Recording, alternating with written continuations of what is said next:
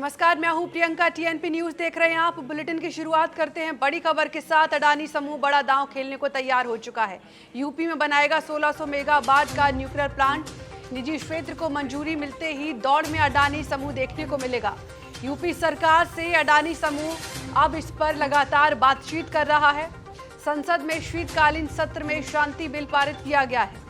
इस बिल के जरिए न्यूक्लियर एनर्जी सेक्टर में प्राइवेट सेक्टर की एंट्री को मंजूरी दी गई है। संसद की मंजूरी मिलते ही अडानी समूह बड़ा दांव खेलने को तैयार है। ब्लूमबर्ग की रिपोर्ट के मुताबिक अडानी समूह उत्तर प्रदेश में 1600 मेगावाट के 8 स्मॉल मॉड्यूलर रिएक्टर लगाने की तैयारी कर रहा है। अडानी का समूह उत्तर प्रदेश सरकार के साथ 200 मेगावाट क्षमता वाले 8 स्मॉल मॉड्यूलर रिएक्टर लगाने पर बातचीत कर रहा है। इस प्रोजेक्ट के जरिए समूह करीब 1600 MW की न्यूक्लियर क्षमता जोड़ सकता है, जो इसके रिन्यूएबल को एक नया आयाम देगा। रिपोर्ट में बताया गया है कि राज्य सरकार अभी ऐसी रिवर्स साइड लोकेशन की पहचान कर रही है जहां रिएक्टरों के लिए लगातार पानी की उपलब्धता सुनिश्चित हो सके।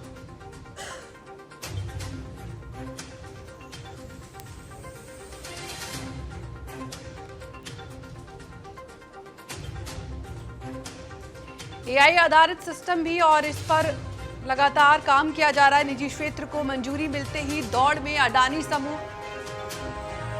यूपी सरकार से अडानी समूह बातचीत कर रहा है लगातार, और ये बड़ी खबर आपको बता रहे हैं। अडानी समूह बड़ा दांव खेलने को पूरी तरीके से तैयार हो चुका है। भारत ने वैश्विक व्यापार मोर्चे पर एक और बड़ी कूटनीतिक सफलता हासिल की है।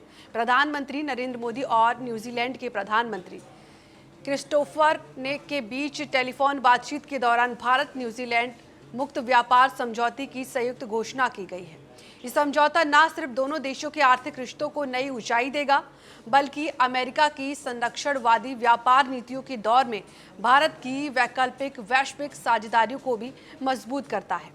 आपको बता दें कि भारत और न्यूजीलैंड के बीच FTA पर बातचीत की शुरुआत मार्च 2025 में हुई थी, जब प्रधानमंत्री लक्सन दौरे पर आए थे।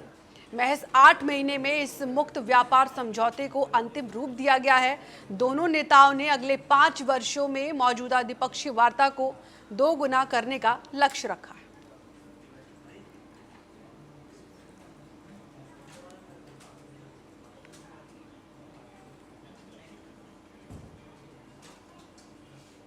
कफ सिरप मामले पर सीएम योगी का जवाब। कोडीन कफ सिरप से प्रदेश में एक भी मौत नहीं हुई।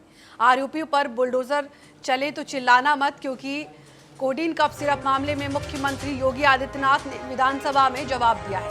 सीएम ने कहा है कि कोडीन कफ सिरप कांड की वजह से प्रदेश में एक भी मौत नहीं हुई। मौत के मामले अन्य राज्यों में सामने आए हैं। पूरा मामला इलीगल डायवर्जन का है, जिसमें कुछ लोगों के नाम जांच में सामने आए हैं। समय आने पर उन पर बुलडोजर एक्शन लिया जाएगा, और तब चिल्लाना मत।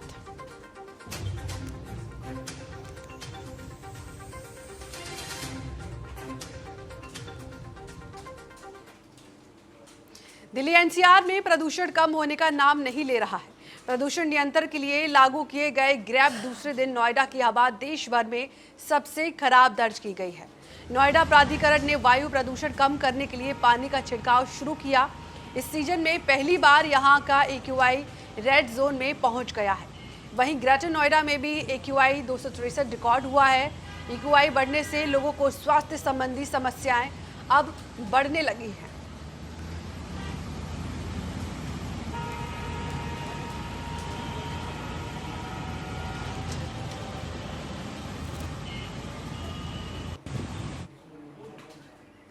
हिमाचल प्रदेश की ऊंची चोटियों पर बीते 24 घंटे के दौरान ताजा बर्फबारी हुई।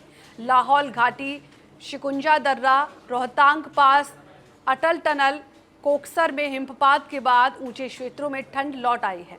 वहीं बर्फबारी की वजह से ऊंचे क्षेत्रों के न्यूनतम तापमान में गिरावट दर्ज की गई है। लाहौल स्पीति और किन्नौर के कुछ क्षेत्रों में बीती रात को बर्फीली हवाएं भी चली, जिससे ऊंचाई वाले क्षेत्रों में ठंड बढ़ गई है। और बर्फबारी के बाद देश भर के से बड़ी संख्या में टूरिस्ट कुल्लू और मनाली, लाहौल स्पीति का रुख कर रहे हैं।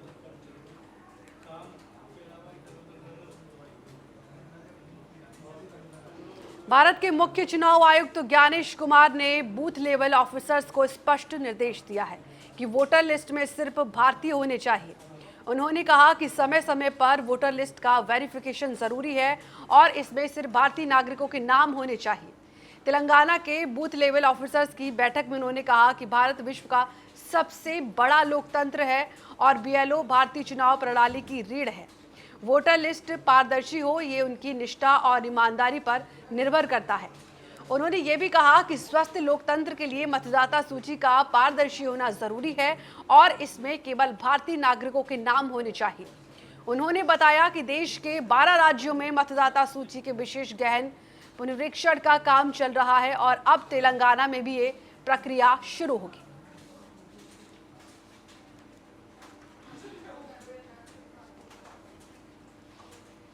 बीजेपी के कार्यकारी राष्ट्रीय अध्यक्ष नितिन नवीन का 23 दिसंबर को पटना में रोड शो कार्यक्रम प्रस्तावित किया गया है।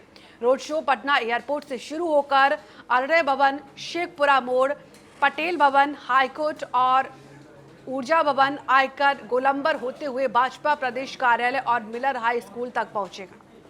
रोड शो को लेकर दोपहर 12 बजे से शाम 4 बजे एयरपोर्ट से मिलर हाई स्कूल तक कई प्रमुख मार्गों पर यातायात में बदलाव किया गया है। ट्रैफिक पुलिस ने रूट प्लान जारी करते हुए आम जनों से वैकल्पिक मार्गों का उपयोग करने की अपील की है।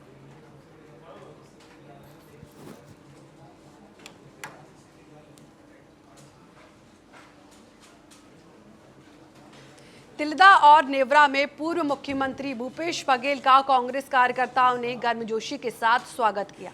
इस दौरान सिंधी समाज ने बघेल के शासनकाल में समाज को 4 एकड़ भूमि स्वीकृत किए जाने पर आभार जताया है।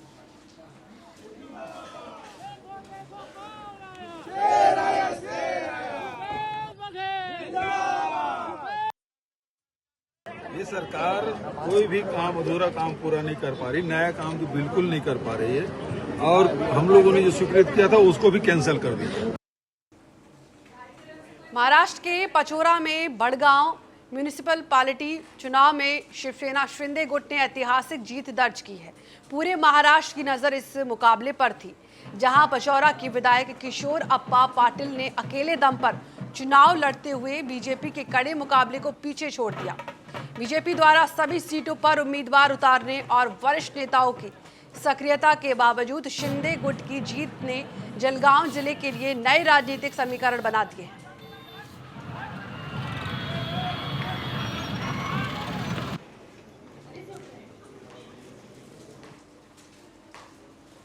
राष्ट्रवादी कांग्रेस पार्टी के जिला अध्यक्ष नामदेव भगत ने रविवार को एकनाथ शिंदे की शिवसेना ज्वाइन की है। उनके जाने से अजीत पवार गुट में कोई बड़ा स्थानीय चेहरा नहीं बचा है। नामदेव भगत पहले भी कांग्रेस, शिवसेना और एनसीपी में रह चुके हैं और अब एक बार फिर शिवसेना में शामिल होकर एक साथ चुनाव लड़ने का आह्वान किया है।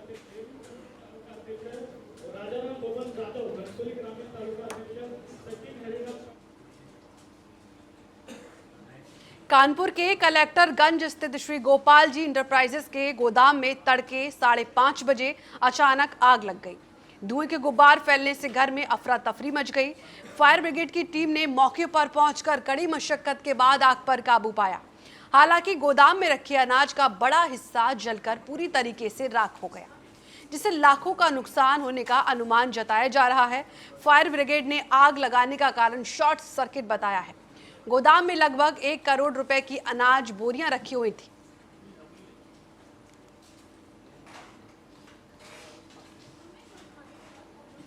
मुख्यमंत्री नीतीश कुमार की पीएम मोदी से मुलाकात पर बिहार सरकार के मंत्री अशोक चौधरी ने कहा कि सरकार बनने के बाद दोनों नेताओं के बीच साक्षात्कार हुआ। 7 निश्चय योजना 3.0 और बिहार को भारत सरकार कैसे मदद कर सकती है, इस पर विचार चर्चा हुई। कोई प्रमाण दें कि ऐसे लोगों का कहीं संस्थागत जगहों पर अपॉइंटमेंट हो गया जिसमें काबिलियत नहीं थी और वो आरएसएस का वर्कर था, उनको उठा के बना दिया गया, तब ना समझ में आता है। ये सब बात में कहीं कोई दम नहीं है। अब उनको, राहुल गांधी को अपने ऑर्गेनाइजेशनल स्ट्रक्चर को ठीक करने का प्रयास करना चाहिए। पहले वो ठीक करें, बाकी आरोप प्रत्यारोप लगाने से बेटर है कि कांग्रेस के लिए अपने खुद आत्ममंथन करें, क्योंकि कांग्रेस की नैया उनके कंधे पर है कि कैसे इस नाव को इस नदी से, इस बवंडर से बाहर निकालें, उस पर चिंता करें। दूसरे के आरोप लगाने का कि वो दूसरा का कपड़ा सफेद काहे है, ये सब कहने से कोई फायदा नहीं। भोजपुर एसपी राज ने आधी रात में आरा के महत्वपूर्ण क्षेत्रों में अपराध नियंत्रण और विधि व्यवस्था की समीक्षा के लिए निरीक्षण किया। उन्होंने पैदल गश्ती दल और डायल 112 मोटरसाइकिल दस्ता का जायजा लिया और पुलिसकर्मियों को सतर्क, सजग और सक्रिय रहने के खास निर्देश दिए। साथ ही रात में सड़कों पर आवागमन कर रहे वाहनों की जांच कर यातायात नियमों और सड़क सुरक्षा के सुझाव भी दिए हैं।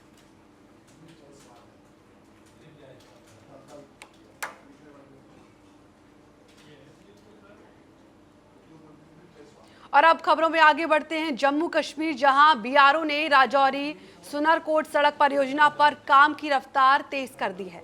बीआरओ ने इस कदम से स्थानीय लोगों में खुशी देखी जा रही है, क्योंकि इससे क्षेत्र में आवागमन पहले से कहीं अधिक सुगम होने वाला है। बीआरओ के मेगा प्रोजेक्ट का मुख्य उद्देश्य पीर पंजाल क्षेत्र को सीधे कश्मीर घाटी से जोड़ना है। इस महत्वाकांक्षी परियोजना के तहत सड़क को पक्का किया जा रहा है, उसका चौड़ीकरण किया जा रहा है और राजौरी, थाना मंडी, बुफलियाज और सुनरकोट के बीच यात्रा समय को काफी हद तक कम किया जा रहा है। इस सड़क के तैयार होने से न सिर्फ आम नागरिकों को सुविधा मिलेगी, बल्कि सुरक्षा बलों और आपात सेवाओं की आवाजाही भी आसान होगी। इससे क्षेत्र के विकास को गति मिलने की उम्मीद है। जम्मू कश्मीर में बीआरओ ने राजौरी सुनरकोट सड़क पर काम तेज कर दिया है। बॉर्डर रोड्स ऑर्गेनाइजेशन के इस काम से आम जनता काफी खुश है। आपको बता दें, बीआरओ के मेगा प्रोजेक्ट का मकसद पीर पंजाल क्षेत्र को कश्मीर घाटी से जोड़ना है। इस परियोजना में सड़क को पक्का करना, चौड़ीकरण करना और राजौरी, थाना मंडी, बुफलियाज और सुनरकोट के बीच यात्रा के समय को काफी कम करना जैसे कार्य शामिल है। स्थानीय लोगों ने बीआरओ के इस परियोजना का स्वागत किया है। उनका कहना है कि इस परियोजना से क्षेत्र के लोगों और व्यवसायों को फायदा होगा। उन्होंने क्या कहा, सुनिए। हमारा ये रोड का बड़े टाइम से ये चल रहा काम, लेकिन बहुत अच्छा कर रही है। अब 1 साल हो गया, 1 साल 1.5 साल के अंदर बीआरओ बहुत अच्छा काम कर रही है और फर्स्ट क्लास रोड है, पहले से बहुत अच्छी बन रही है और बहुत अच्छा काम हुआ है। पहले से फर्स्ट क्लास काम चल रहा है और इंशाल्लाह आने वाले टाइम में मुझे लगता है बहुत जल्दी आने वाली मार्च तक ये रोड कंप्लीट हो जाएगी। तो सर, कितना लोगों को फायदा हुआ ऐसे डेवलपमेंट हुई है जो कारोबार में? कारोबार में देखो बहुत लोगों को फायदा है। ऐसे इस रोड पर जितने लोग बेचारे अपना कारोबार करते हैं, बिजनेस करते हैं, उनको भी इस रोड से फायदा है और हर किसी को फायदा है जी। रोड होनी चाहिए, रोड से फायदा ही होता है, हर किसी को नुकसान नहीं होता। जब सिंगल रोड थी तब तो पहले बहुत मुश्किल थी, बड़ी मुश्किल से 2 गाड़ियां पास नहीं हो पाती थी, लेकिन अब अल्लाह का शुक्र है, ठीक है, हाईवे बन गई है। अब बीआरओ जितना काम अच्छा कर रही है, मैंने आज तक नहीं देखा कि कोई कंपनी अच्छी काम कर रही है। बीआरओ बहुत अच्छा काम कर रही है और इस बात पे हम खुश हैं कि ये काम चल रहा है। ये रजौरी से थाना मंडी पुंछ भी जाता है और मुगल रोड, शुपैया ये रोड जाता है और लोगों को बड़ी फैसिलिटी मिली है और लोकल लोगों को यहाँ पे रोजगार भी मिला हुआ है। यहाँ पे सर कितना आप रोड, ये सिंगल ट्रैक होता था, अब ये पहाड़ काट के और ये रोड बनाई है और ये वाल भी बन रही है साइड में, तो कितना बड़ा चेंजिंग आई है।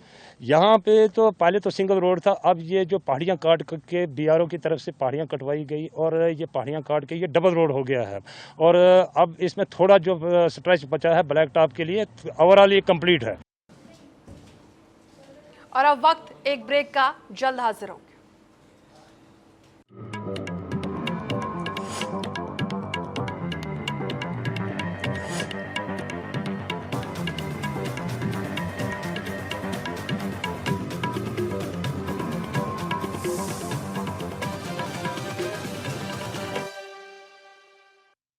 ब्रेक के बाद एक बार फिर से बहुत बहुत स्वागत है आपका। जम्मू कश्मीर के राजौरी में उपमंडलों में सिंचाई विभाग में किए जा रहे कार्यों से सीमा क्षेत्रों में कृषि क्षेत्र में बड़ा बदलाव देखने को मिला है, जहां हाल ही में आई बाढ़ के चलते इलाके की कई नहरों को भारी नुकसान पहुंचा था, जबकि कुछ नहरें पूरी तरह क्षतिग्रस्त हो गई।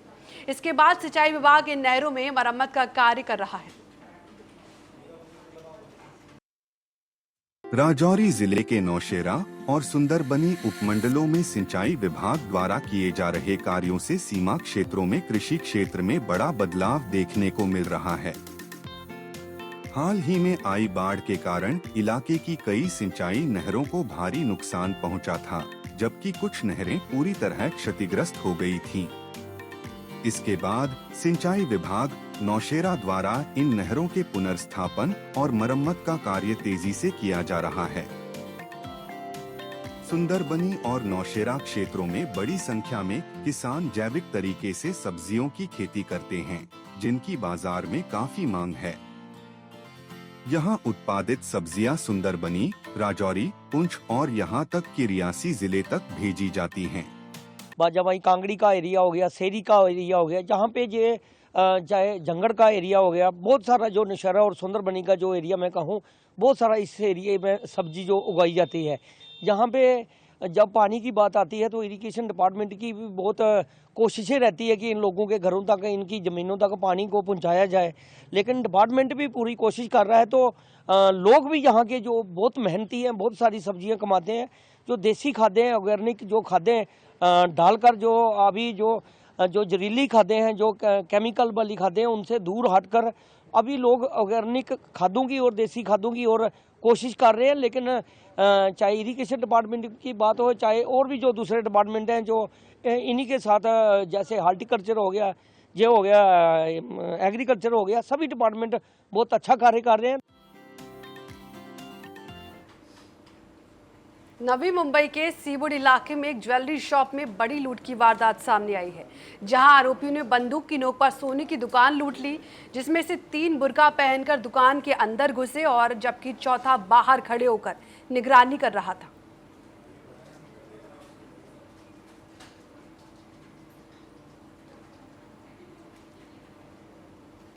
सूरत के वेसु स्थित महाविदेह धाम में आज सेवा और संवेदना की मिसाल देखने को मिली। आदिनाथ युवा चैरिटेबल ट्रस्ट और आदिनाथ हेल्थ केयर ने ब्लड डोनेशन और निशुल्क हेल्थ चेकअप में आयोजन किया। इस दौरान 240 से अधिक यूनिट रक्त संग्रह किया गया। वहीं 250 से ज्यादा लोगों ने मुफ्त स्वास्थ्य जांच का लाभ उठाया।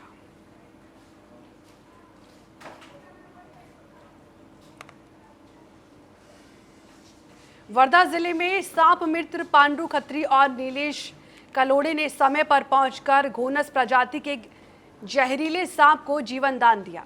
कुणाल कलोड़े ने खेत में स्थित कुएं में सांप मिलने की सूचना पर दोनों तुरंत मौके पर पहुंचे। कुएं में उतरकर सांप को सुरक्षित बाहर निकाला और बाद में उसे जंगल में छोड़ दिया।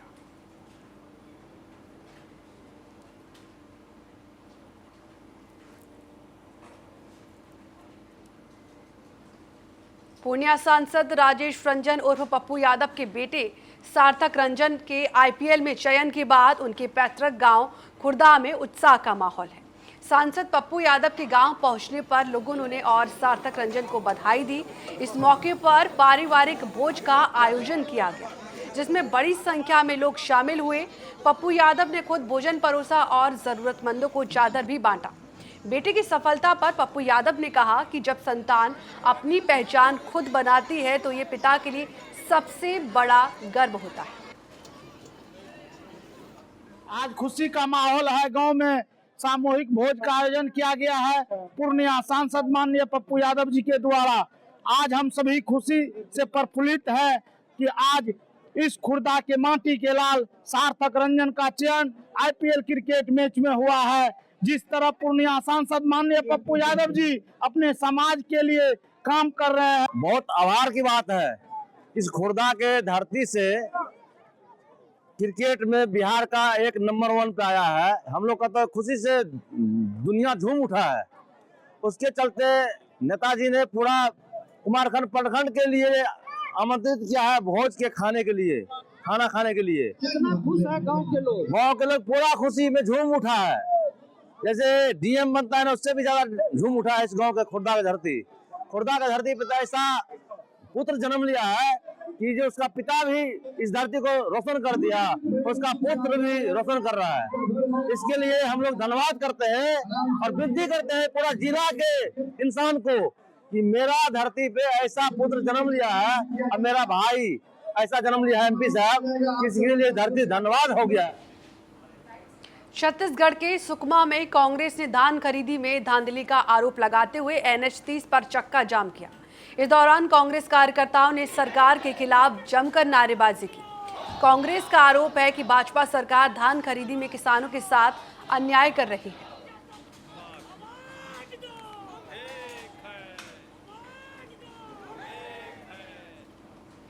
हमीरपुर में बांग्लादेश में हिंदुओं पर हो रहे अत्याचार के विरोध में हिंदुवादी संगठनों का आक्रोश सड़कों पर साफ देखने को मिला।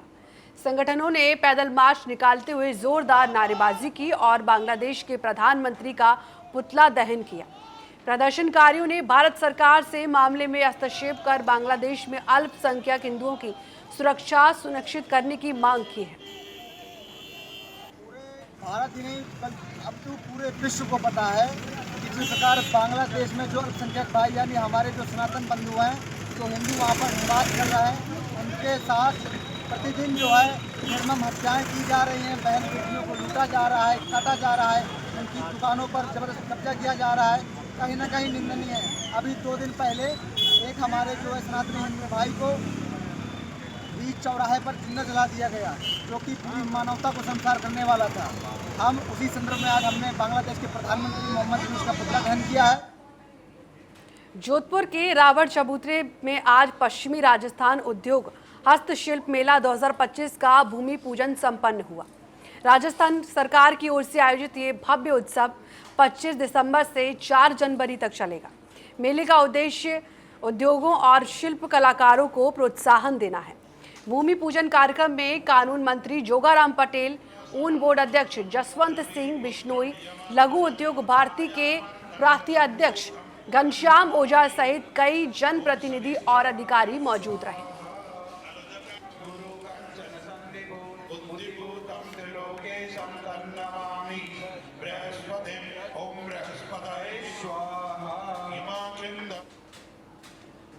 महाराष्ट्र के बिबड़ी में नगर निगम चुनाव को लेकर सियासी हलचल तेज हो गई है।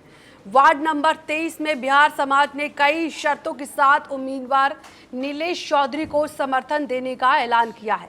सैकड़ों की संख्या में बिहार समाज के लोग नीलेश चौधरी के निवास पर पहुंचे और समाज से जुड़ी मांगे रखी।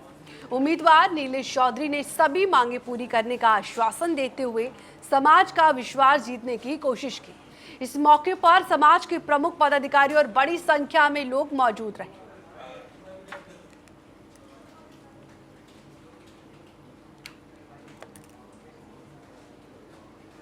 और फिलहाल के लिए इस बुलेटिन में इतना ही। आप देखते रहिए TNP न्यूज़। नमस्कार।